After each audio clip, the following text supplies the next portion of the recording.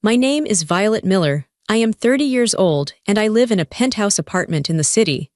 My father slid the thick legal folder across my glass dining table. The sound was sharp in the quiet room. He looked me right in the eye. "Sign the deed over to your sister," he said. His voice was cold and hard. "Or we will take you to court." I felt a knot form in my stomach. I looked at my mother, hoping she would say something. She just stared at her lap. She would not even meet my eyes. Then I looked at my sister. She was sitting there with a smug look on her face. She looked around the room like she already owned it. They were sitting in my home. This was the penthouse I bought with my own money. I worked for 10 years to get this. I missed holidays. I worked double shifts. I saved every single penny while they went on vacations. Now they wanted to take it all away, just like that. My hands were shaking under the table, but I didn't let them see. I took a deep breath to steady my voice. I reached for my own briefcase and opened it slowly. "No," I said. "They think I am the villain in this story. They think I am selfish. But they are about to learn the truth. But before I tell you how everything flipped, like and subscribe, drop a comment. Where are you watching from? My name is Violet Miller. I am 30 years old. To understand why I refused to sign that deed, you have to understand the 28 years that came before it. You have to understand that in my house, there were 2 daughters, but only one of us was treated like a child. The other was treated like an employee. I was the employee. I realized this for the first time on my 16th birthday. It is a day that sticks in my mind like a splinter. For months leading up to it, I had done everything right. I got straight A's in school. I did my chores without asking. I babysat the neighbors' kids and saved my money. I talked about getting my driver's license constantly. I left the driver's manual on the coffee table. I talked about the used cars I saw for sale in the newspaper. On the morning of my birthday, I woke up with that nervous, excited feeling in my stomach. I walked into the kitchen. My mother was drinking coffee. My father was reading the paper.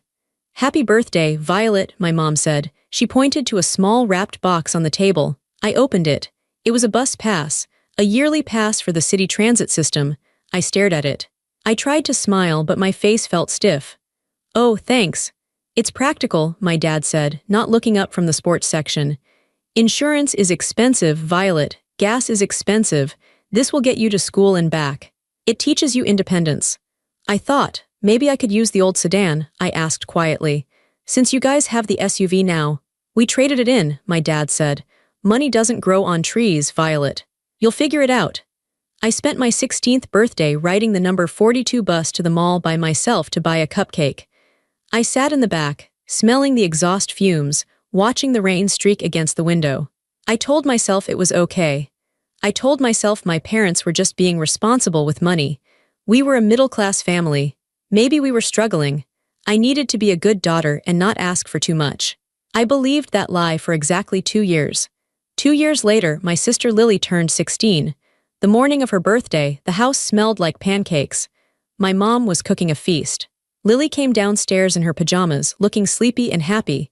"Happy birthday, baby," my mom squealed. She hugged Lily so hard she lifted her off the ground. "Come outside," my dad said. He had a grin on his face I had never seen him direct at me. "We have a surprise." I followed them out to the driveway. I stood on the porch, holding my arms around myself against the morning chill.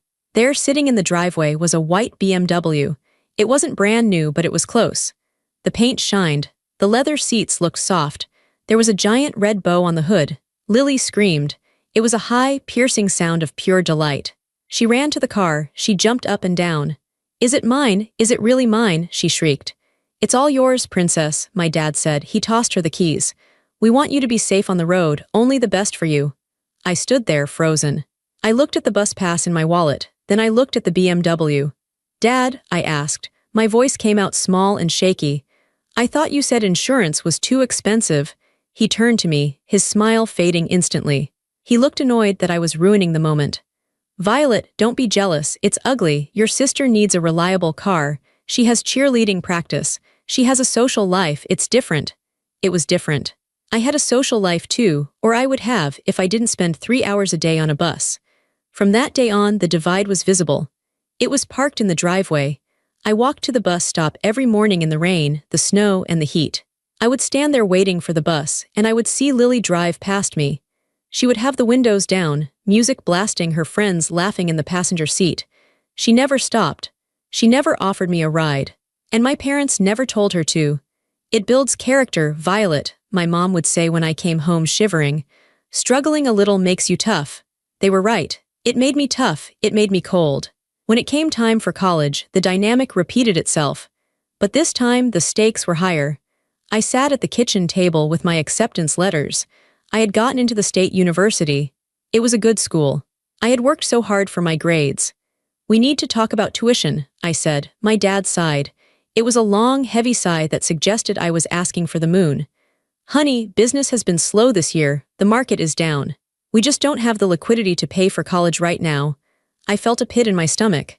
But, you have a college fund. You talked about it when we were kids.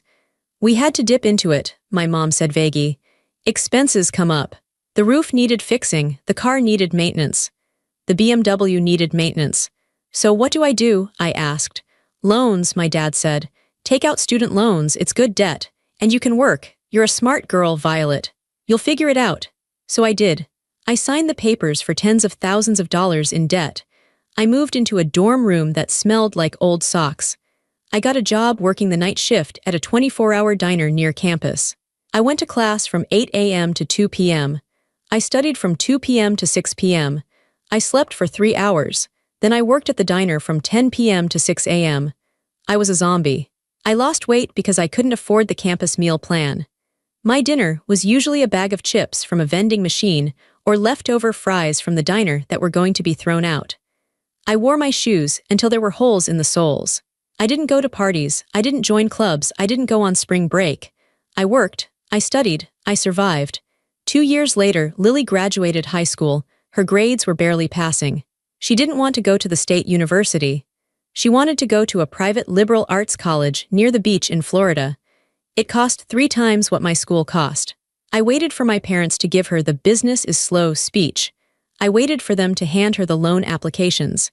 Instead, my mom posted on Facebook, "So proud of our baby girl, heading to Florida in the fall. We are so happy to give her this opportunity." They paid for everything. Full tuition, a luxury apartment off campus because the dorms were too cramped. They paid for a sorority membership. They paid for meal plans she didn't use because she ate out at restaurants every night. I saw the pictures online. Lily holding a margarita on a boat in Cancun for spring break. Lily with a tan, wearing designer sunglasses. Lily living the life I was told we couldn't afford. I called my dad once, in tears. I was sitting in my laundromat, counting quarters to wash my work uniform. "Dad, how can you pay for her school and not mine?" I asked. "I'm working night shifts, I'm exhausted." "Don't count other people's money, Violet," he snapped. "It's rude. Your sister needs more support than you. You are naturally capable. She needs a little help to find her footing. You should be happy for her." That was the narrative. I was capable, so I deserved nothing. She was needy, so she deserved everything. But the neglect gave me one thing. It gave me Claire. It was my junior year. I had landed an internship at a logistics company. It was paid, which was the only reason I took it. I was filing papers late one Friday night. Everyone else had gone home. The door to the CEO's office opened. Claire walked out. She was a woman in her 50s, sharp features, always wore gray suits. She stopped when she saw me. "Miller," she said, "why are you still here? It's 8 p.m. on a Friday." "I wanted to finish organizing the shipping manifests for Monday," I said. "So we can start the week ahead." She looked at me. She really looked at me. She walked over and sat on the edge of my desk. "You're the one who works at the diner, right?" she asked. "Yes, ma'am, and you go to school full-time." "Yes, ma'am," she nodded slowly. "You're hungry." "I'm okay," I lied. My stomach growled loudly in the silence. Claire laughed. It was a dry, rasping sound. She reached into her purse and pulled out a $20 bill. "Go get food, real food, not chips." "I can't take your money," I said. "Take it," she ordered. "And listen to me." I took the money. "You work hard," Claire said. "That's rare. But hard work alone won't save you. People will take advantage of hard workers. They will milk you dry and then ask why you aren't producing milk anymore." She leaned in closer. Her eyes were steel gray. "You need to protect yourself, Violet. Document everything. In business and in life, track every dollar like it's evidence in a murder trial. Keep receipts, keep emails, keep dates. Because one day, someone is going to try to rewrite history. And when that day comes, You need to be able to slap a binder on the table and say, "No, this is what happened." I didn't know it then, but she wasn't just teaching me how to be a good employee. She was giving me the weapon I would use to kill my family's lies. From that day forward, I became obsessed. I bought a scanner. I scanned every paycheck. I scanned every tuition bill. I kept a spreadsheet of every dollar I spent. I saved every text message my parents sent me refusing to help. I wasn't doing it for revenge. Not yet. I was doing it because Claire told me to. I was doing it because it was the only control I had in a life where I felt powerless. I didn't know that 10 years later, those pieces of paper would be the only thing standing between me and losing everything. By the time I was 28, the capable daughter had become a powerhouse. I graduated with honors. I turned my internship with Claire into a full-time job, and then I turned that job into a career. I moved up the ladder fast. I was a senior consultant for supply chain management. I solved expensive problems for big companies, and they paid me very well for it. I lived like a monk for 5 years after college. I paid off my student loans aggressively. Every bonus, every raise, every spare dollar went to the debt. The day I made the final payment, I sat in my car and cried for 10 minutes. I was free. Then I started saving. I stayed in my small studio apartment. I drove a used Honda. I wore simple clothes. My bank account grew and grew. While I was building my fortune, Lily was burning through whatever safety net my parents provided. She graduated with a degree in art history but never used it. She moved back home with mom and dad. She worked odd jobs, receptionist, dog walker, yoga instructor, but quit them whenever she got bored or stressed. My parents bought her a new car when she crashed the BMW. They paid her credit card bills. I watched from a distance. I stopped asking for fairness. I just focused on my goal. I wanted a home, a real home, a place that no one could kick me out of. A place where I didn't have to sleep in a drafty room or listen to my parents tell me I was a burden. I found the Penthouse on a rainy Tuesday in November. My realtor, a nice woman named Sarah, took me to the top of a new high-rise downtown. We stepped out of the elevator and she unlocked the heavy oak door. I walked in and my breath hitched. It was magnificent. It was on the 23rd floor. The entire south wall was glass. The city lay spread out below me like a carpet of lights. There were 3 bedrooms, a massive kitchen with quartz countertops, hardwood floors that gleamed. It was quiet. That was the first thing I noticed. It was high above the noise of the traffic. It was high above the noise of my family.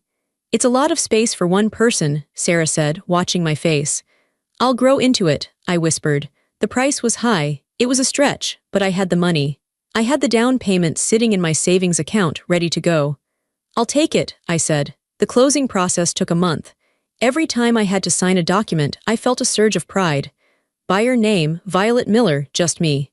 No cosigner, no husband, no daddy, just Violet. I put down $84,000 in cash. It was the biggest check I had ever written. I watched the bank teller process it. My hands were shaking, not from fear but from adrenaline. When I finally got the keys, I didn't move in right away. I went there alone that night. I brought a sleeping bag and a bottle of cheap champagne. I slept on the floor of the empty living room. I woke up to the sunrise flooding the apartment with golden light. I felt safe. For the first time in my life, I felt completely, utterly safe. I spent the next 2 months furnishing it. I didn't buy cheap IKEA furniture this time. I bought a velvet sofa. I bought a heavy teak dining table. I bought art for the walls. I turned the 2nd bedroom into a guest room and the 3rd bedroom into my home office. My home office was my command center.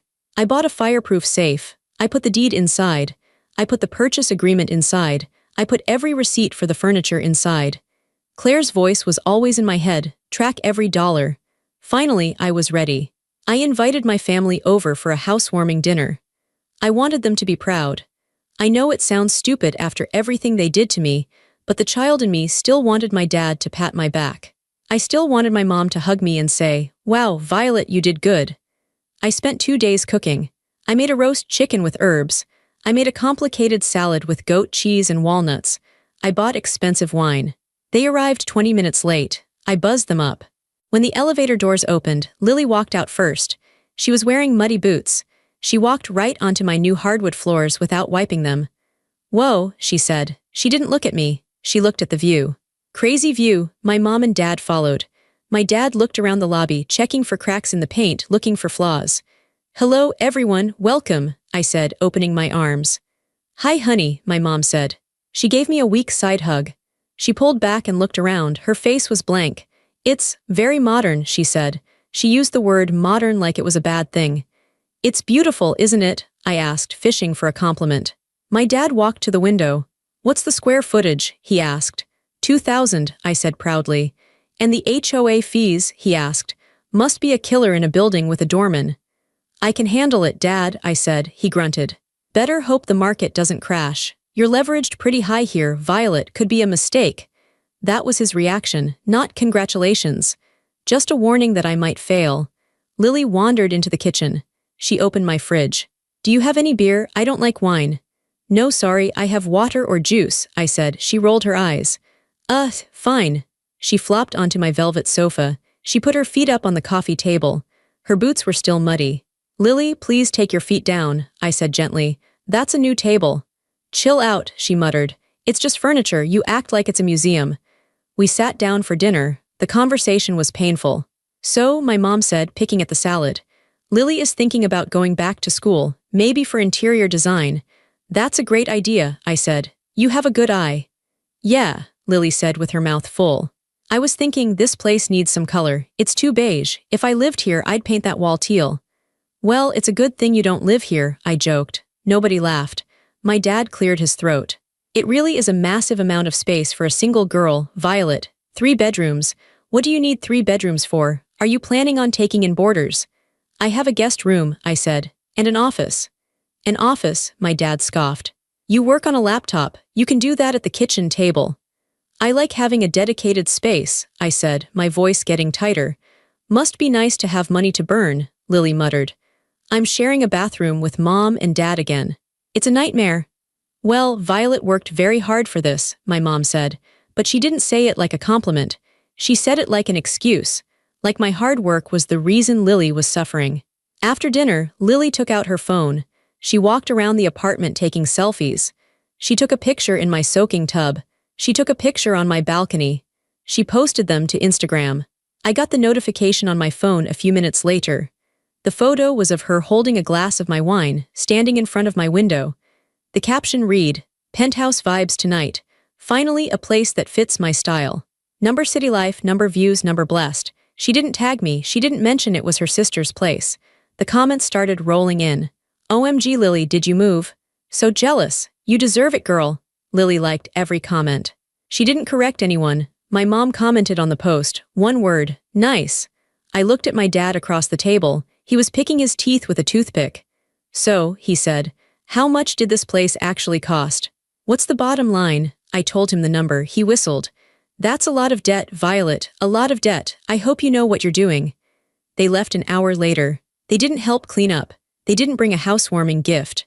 Not even a card. I locked the door behind them. The silence returned. But this time it didn't feel peaceful. It felt lonely. I walked into the kitchen and started scrubbing the dishes. I scrubbed until my hands were red. I was angry. I was so angry I was shaking. Why couldn't they just be happy for me? Why did everything have to be about what I had and what Lily didn't have? I finished cleaning. I poured myself another glass of wine. I walked into my office. I opened the safe. I took out the binder. I sat there for an hour, organizing the papers from the closing. I hole-punched the receipt for the dinner groceries. I printed out a screenshot of Lily's Instagram post. I printed out the text message my mom sent me when they got home. "Thanks for dinner.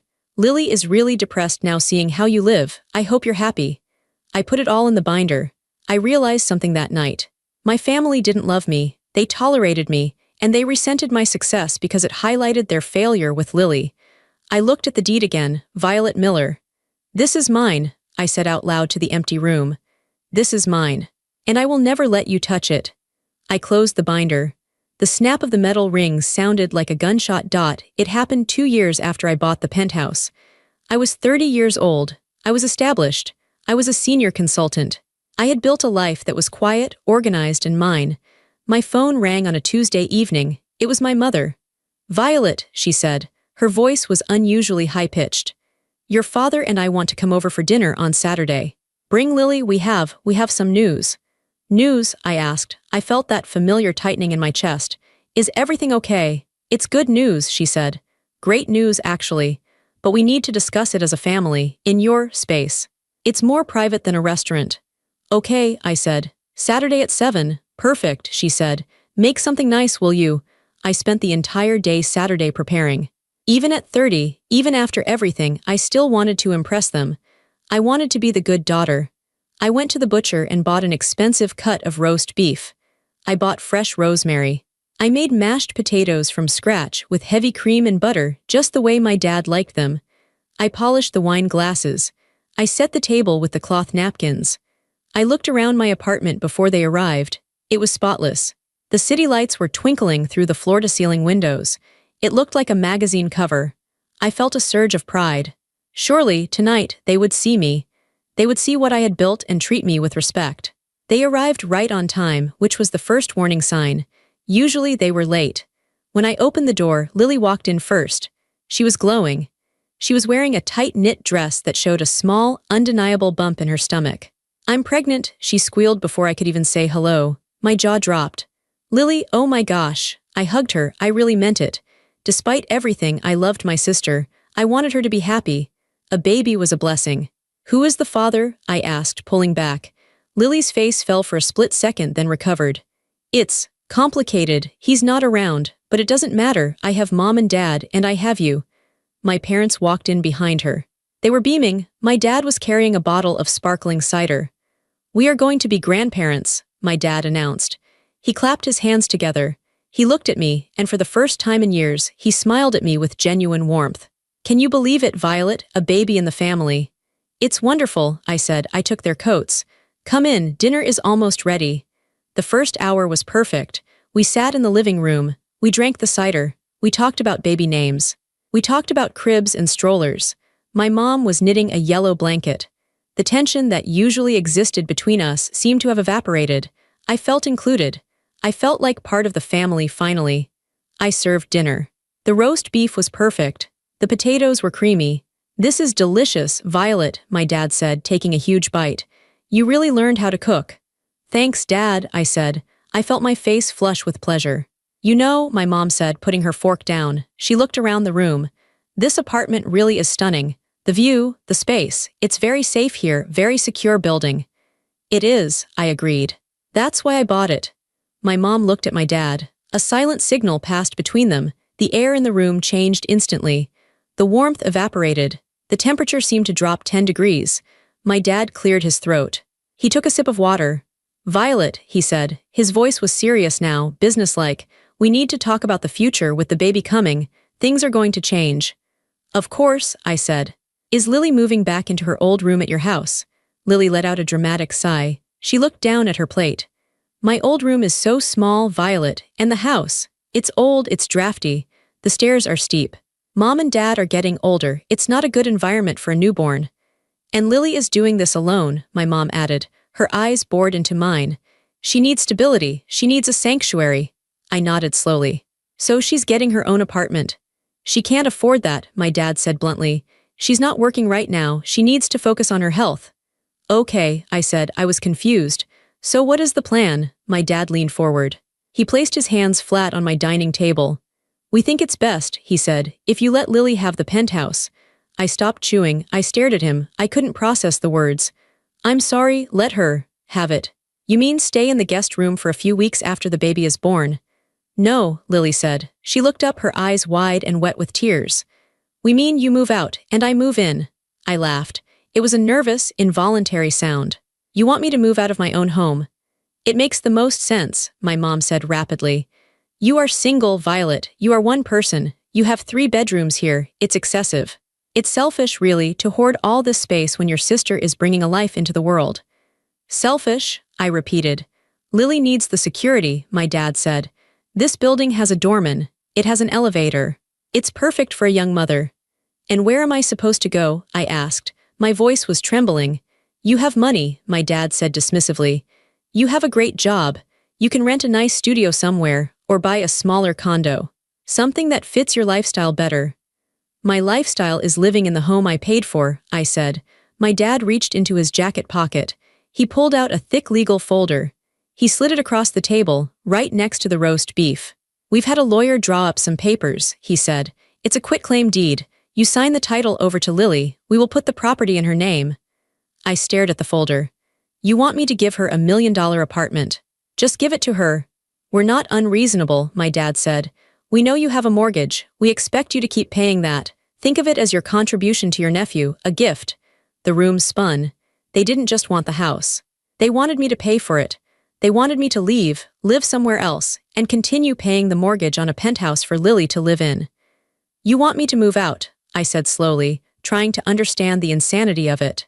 "Give Lily the deed, and keep paying the mortgage."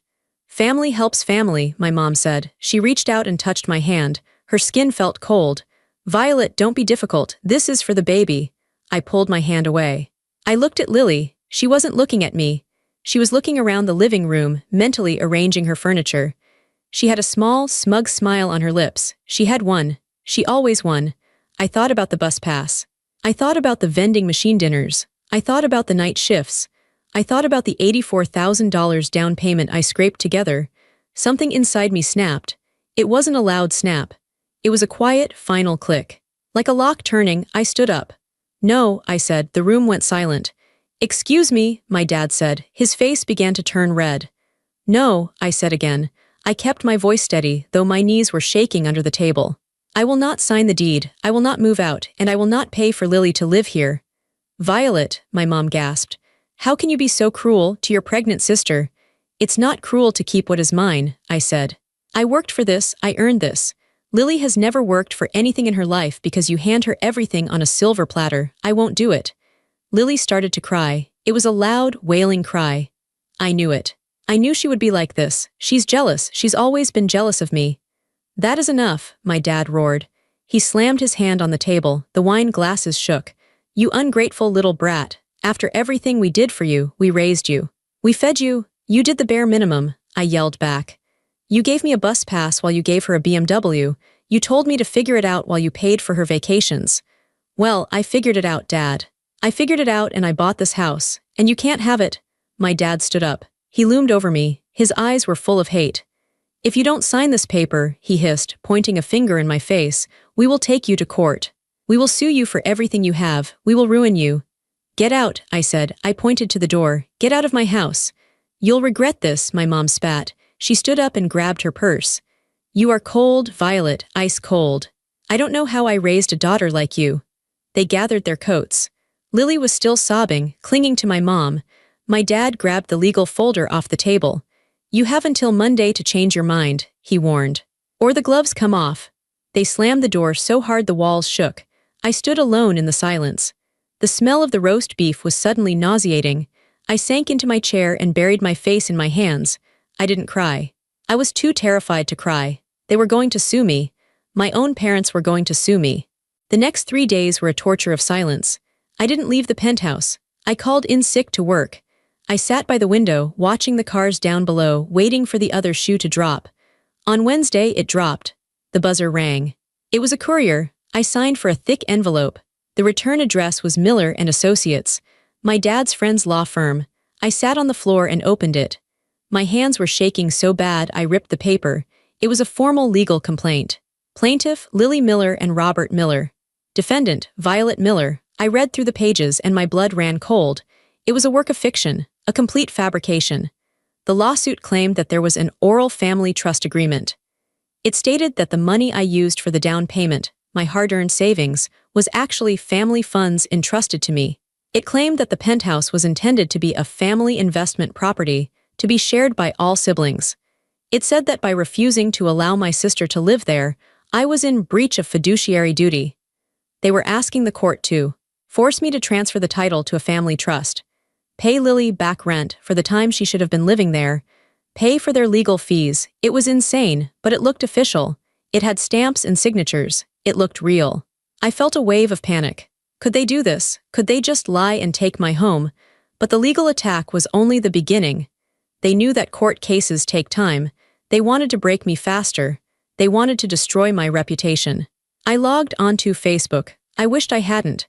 Lily's ex-husband, the guy who wasn't even around to raise the baby, had posted a long status update. It's sad to see how money changes people. Imagine turning your own pregnant sister out onto the street, just so you can live in a luxury penthouse alone. Some people forget where they came from, disgusting behavior from someone who thinks she's better than everyone else. He didn't tag me, but he didn't have to. We were from a small town. Everyone knew who he was talking about. The comments were piling up. My Aunt Carol wrote, "Praying for you, Lily. God sees everything. Greed is a sin." My cousin Mike wrote, "Wow, that's low. Family comes first." A girl I went to high school with wrote, "I always knew she was stuck up. I felt like I was being stoned in the town square. My own family was painting me as a monster. They were using Lily's pregnancy as a weapon to make me look like a villain." My phone beeped. A voicemail. I hesitated. I knew I shouldn't listen to it, but I had to know. I pressed play. It was my mother. "Violet," she said. Her voice was trembling, sounding weak and frail. "It's Mom. I don't know who you are anymore. Your father is sick with stress. His blood pressure is through the roof. Lily has been crying for 3 days. She's terrified for the baby. If anything happens to that baby because of this stress, it will be on your hands." She paused. Then her voice dropped, becoming hard and cold. "I never thought I raised someone so heartless. You have so much, and you won't share even a little. If you have a shred of decency left, you will fix this. Sign the papers, Violet. Don't make us destroy you, because we will. We will tell everyone what you are." The message ended. "Destroy you?" I sat there, the phone slipping from my hand. I felt small. I felt like the 16-year-old girl with the bus pass. Maybe they were right. Maybe I was being selfish. It was just a house. It was just bricks and glass. Was it worth losing my family over? Was it worth hurting my dad's health? I almost picked up the phone to call them. I almost surrendered. But then, my eyes landed on the bookshelf in the corner. On the bottom shelf, tucked away, was a thick black binder. "Track every dollar like it is evidence." Claire's voice echoed in my head. I stood up. My legs felt heavy. I walked over to the shelf and pulled out the binder. I carried it to the dining table, the same table where my father had threatened me. I opened it. The first page was the purchase agreement. Buyer, Violet Miller. The next page was a copy of the check for the down payment. Drawn from Violet Miller savings. I flipped through the pages. Mortgage payments, HOA fees, property tax, insurance. Every single document had my name on it. There was no family trust. There was no oral agreement. There was no parents' contribution. I looked at the spreadsheet I had kept for years. Date, Aug 12, 2018. Request for tuition help. Answer, no. Date, Sept 4, 2020. Request for car repair help. Answer, you'll figure it out. They had never helped me, not once.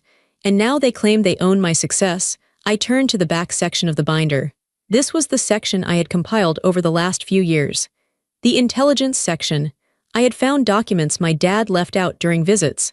I had seen mail at their house. I looked at a credit report for Lily I had found 2 years ago. Credit card debt, $68,000. Status, delinquent. I looked at a property record for my parents' house. Second mortgage taken out, $125,000. Interest rate, variable. I sat back. The pieces clicked together. This wasn't about the baby. This wasn't about Lily needing a safe home. My penthouse had appreciated in value. The equity in it was now worth almost $400,000. If I signed the deed over to Lily, she would own the asset. My parents could help her refinance. They could pull that $400,000 out in cash. They could pay off Lily's credit cards. They could pay off their second mortgage. They could save themselves from financial ruin. And me, I would be left with nothing. I would be paying a mortgage on a house I didn't own while they spent my equity. I wasn't a daughter to them. I was a piggy bank. I was a bailout package. The guilt vanished. The sadness evaporated. In their place, a cold, hard rage settled in my chest. It was a clean feeling. It was the feeling of clarity. They didn't love me. They wanted to harvest me. "Okay," I whispered to the empty room. "You want to play games. You want to talk about evidence." I closed the binder. I picked up my phone. I didn't call my mother. I didn't call my father. I searched for a name Claire had given me years ago. A litigation attorney known for destroying bullies. Diane Cho. I dialed the number. Diane Cho's office. A receptionist answered. "Hello," I said. My voice was steady. "My name is Violet Miller. My family is trying to steal my home. I have a binder full of evidence, and I want to hire you to crush them." The meeting with Diane Cho was unlike any meeting I had ever had. Her office was in a steel and glass tower on the other side of the city. It smelled like expensive leather and intimidation. Diane was a small woman, but she took up the whole room. She wore a sharp red blazer and glasses with thick black frames. She didn't offer me tea, she didn't offer me sympathy. She pointed to the chair opposite her desk. "Show me what you have," she said. I placed my black binder on her desk. For 20 minutes, the only sound in the room was the flipping of pages. Diane read fast. Her eyes scanned the purchase agreements, the bank statements, the notarized affidavits of my sole ownership. She paused at the spreadsheet where I had tracked my parents' refusal to help me over the years. She stopped at the section about their debts. Finally, she closed the binder. She took off her glasses and looked at me. A small, terrifying smile played on her lips. "They are idiots," she said. I let out a breath I didn't know I was holding. "So, they don't have a case." "Violet," Diane said, leaning forward. "They don't have a case. They have a fairy tale, an oral family trust. In real estate, the statute of frauds requires real estate transfers to be in writing. Unless they have a signed document saying this was a trust, they are blowing smoke." She tapped the binder. "But this is beautiful. You have documented everything. Most people don't do this. Most people trust their families. That is their mistake." "I learned the hard way not to trust them," I said. "Good," Diane said. "Because we are going to use that." She stood up and walked to a whiteboard. She picked up a marker. "Here is what is happening," she said, drawing a circle. "Your parents are broke. Your sister is broke. You are the only one with assets. They are desperate." "The baby," I started. "The baby is a prop," Diane cut me off. "An emotional lever to pry open your wallet. If they really cared about the baby, they wouldn't be trying to financially ruin the only person in the family capable of actually helping the child." She drew a line from the circle to a word she wrote in all caps. "Greed. They filed this lawsuit to scare you," she explained. "They think you are the weak little girl who wants mommy and daddy's approval. They think you will crumble under the pressure and sign the deed just to make the fighting stop." She looked at me. "Will you?" I thought about the voicemail. I never thought I raised someone so heartless. I thought about the BMW in the driveway. I thought about the vending machine dinners. "No," I said. "I want to fight." "Good," Diane said. "Then we don't just defend, we attack." She sat back down. "Here is the strategy. Step 1, we file a motion for declaratory judgment. We ask the court to immediately rule that you are the sole owner based on the deed. Simple. Step 2, she continued. We file a counterclaim, abuse of process. They filed a frivolous lawsuit to harass you. We sue them for your legal fees. We sue them for emotional distress. We sue them for defamation regarding the social media posts." My eyes widened. "Sue them back. If you want them to stop, you have to make it too expensive for them to continue," Diane said. "Bullies only respect pain." "And step 3, she said, her voice dropping to a whisper. "We audit them. In the discovery phase, we demand to see their finances. We force them to reveal the second mortgage. We force them to reveal Lily's debts. We put their shame on the public record." I felt a cold shiver go down my spine. It was brutal. It was aggressive. "Do it," I said. Diane nodded. "I will draft the papers tonight. But Violet, you need to be ready. When we file this, they are going to scream. They are going to come at you harder. You cannot engage. You cannot talk to them. No texts, no calls, no family dinners." "Silence is your shield," she said. "Let me be your sword." I went home that night feeling lighter than I had in a week. I blocked my parents' numbers. I blocked Lily. I blocked my aunt and my cousin. I went to my window and looked out at the city. My city, my home. They wanted a war. They were going to get one. 2 days later, Diane filed the motion. The reaction was immediate. Since I had blocked their phones, they showed up. I was in my kitchen making coffee on Saturday morning when the buzzer rang. I ignored it. It rang again and again. Then my phone buzzed with a notification from the front desk. "Concierge, Miss Miller, your parents are in the lobby. They are demanding to see you." "They are," causing a scene. I pressed the intercom button. "Tell them to leave, please. If they don't, call the police." "Understood, Miss Miller." I watched from my balcony. 5 minutes later, I saw my parents walking out of the building. My dad was gesturing wildly, yelling at the doorman. My mom looked small and defeated. They got into their old car, not the BMW that was long gone, and drove away. I didn't feel guilty. I felt safe. The boundaries were finally going up. But the real victory came 2 weeks later. The discovery phase began. Diane made good on her promise. She sent a demand for their financial records. We found out the truth. The deep, ugly truth. My parents weren't just in debt. They were drowning. The second mortgage on their house was $125,000, yes, but they also had $40,000 in credit card debt. They had taken out a loan against my dad's life insurance policy. They were 3 months behind on their property taxes. And Lily was a financial black hole. She owed money to 3 different banks. She had a repossessed vehicle on her record from last year that they had hidden from me. Diane laid the papers out on her desk. "Look at this," she said, pointing to a bank statement from my parents. "Look at the dates." I looked. Oct 4, $500 withdrawal casino. Oct 12, $800 withdrawal casino. Oct 20, $1,200 withdrawal casino. My dad, he had a gambling problem. I stared at the numbers. The slow business. The no money for college. It wasn't just favoritism, it was addiction. He had gambled away my college fund. He was gambling away their retirement. And now he was trying to steal my house to feed the machine. "Oh my God," I whispered. "This is the smoking gun," Diane said. "They are claiming they gave you family funds for the apartment. These records show they didn't have any funds to give. They were insolvent." She closed the file.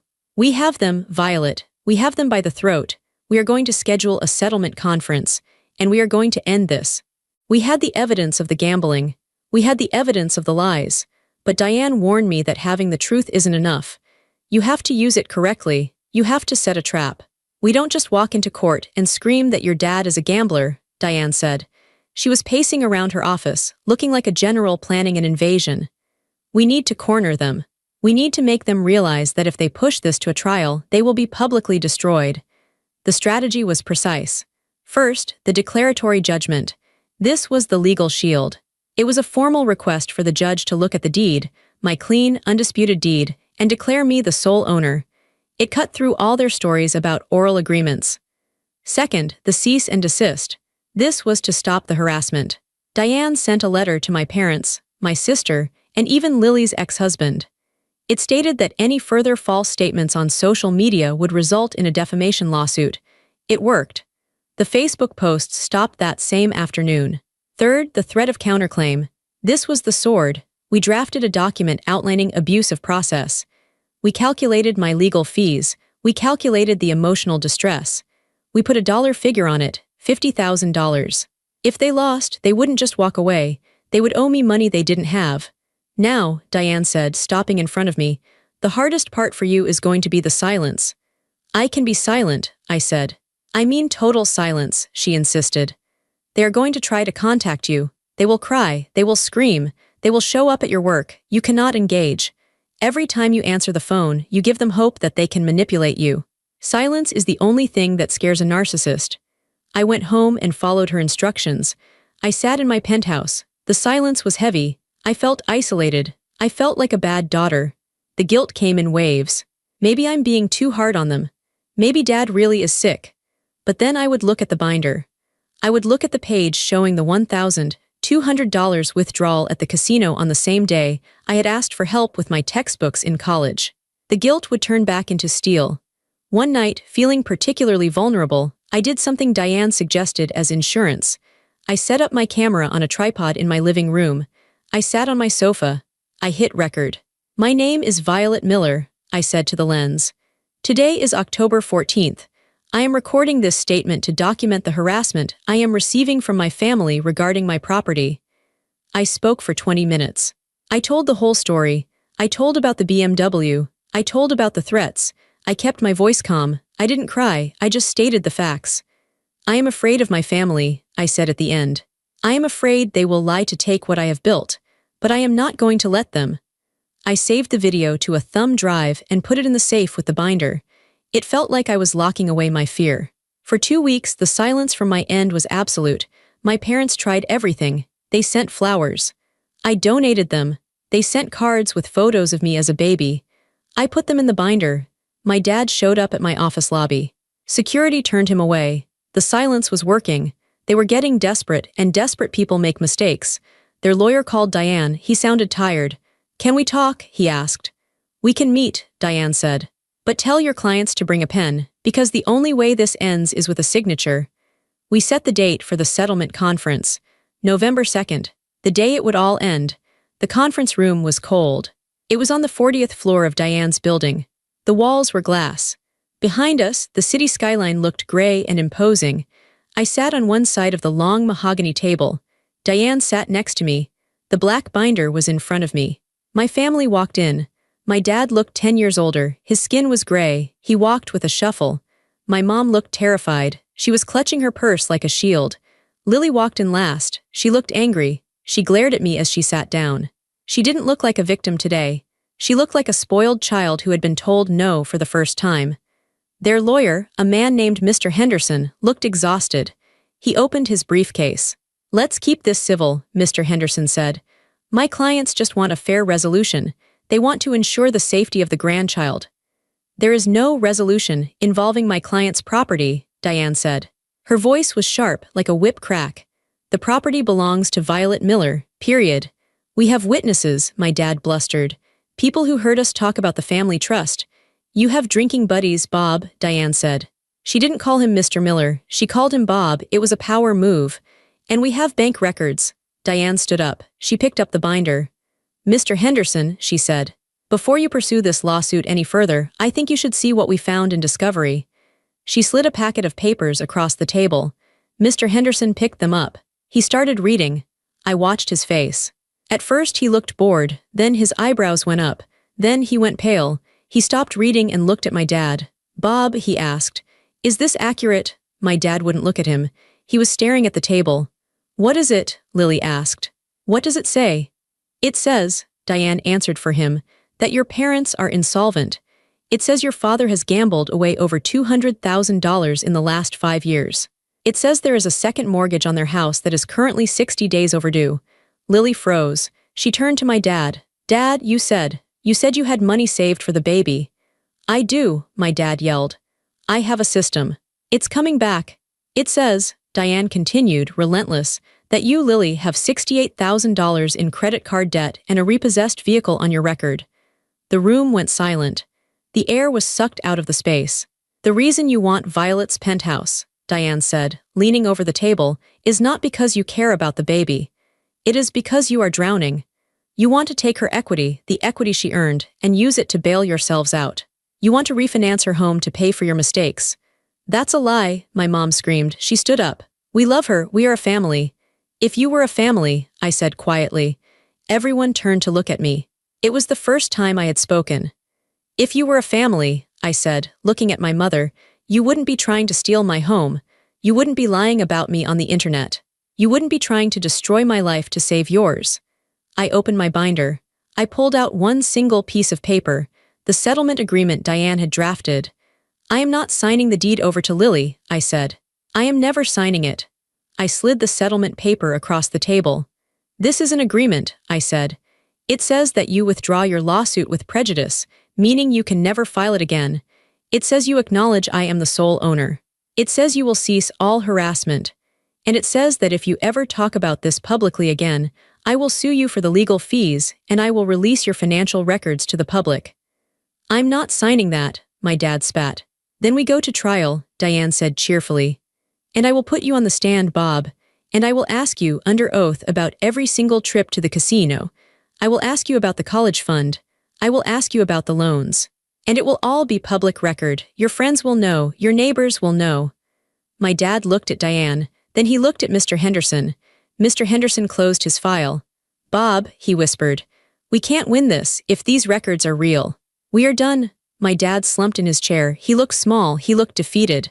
"Fine," he whispered. "Dad," Lily cried. "What about me? What about the apartment?"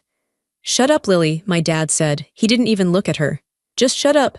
He took the pen Diane offered. His hand was trembling. He signed the paper. My mother signed next. She was crying now, soft, self-pitying sobs. She wouldn't look at me. Lily signed last. She scribbled her name aggressively, tearing the paper slightly. She threw the pen down. "I hope you're happy," she hissed at me. "You have your big empty house and you have no one." "I have myself," I said. Diane took the paper. She checked the signatures. She nodded to me. "We are done here," she said. We stood up. We walked out of the glass room. I didn't look back. I didn't say goodbye. I walked to the elevator. I pressed the button. When the doors closed, leaving my family on the other side, I let out a breath that I felt like I had been holding for 14 years. The first month after the settlement was strange. It was like waking up from a long illness. I expected to feel sad, I expected to miss them, but mostly I just felt relief. The phone didn't ring with demands. The guilt didn't gnaw at me when I sat on my sofa. My home felt different. It didn't feel like a fortress anymore. It felt like a home. 6 months passed. I heard through the grapevine, my cousin Mike, who had apologized for his Facebook comment, what happened to them. My parents had to sell a small rental property they owned in the next town over. It was their last asset. They used the money to catch up on their mortgage and pay off some of the gambling debt. They were living on a tight budget now. My dad was forced to go back to work part-time at a hardware store. Lily didn't move into a penthouse. She moved 2 states away with her husband. Apparently, the ex wasn't really an ex.